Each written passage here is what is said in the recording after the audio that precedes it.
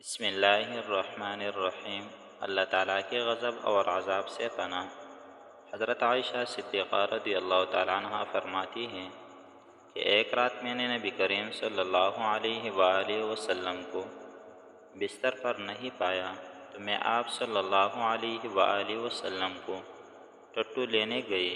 اچانک میرے ہاتھ آپ صلی اللہ علیہ وآلہ وسلم کے کڑے پاؤں مبارک کے تلوں پر لگیں۔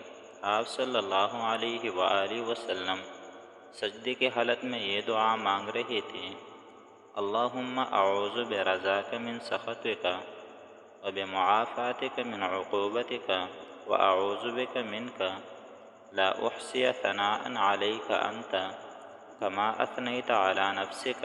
اللہ تعالی ہم سب کو عمل کرنے کی توفیق عطا فرمائے، آمین ثم آمین۔ اگر ویڈیوز اچھی لگیں تو چینل کو ضرور سبسکرائب کریں۔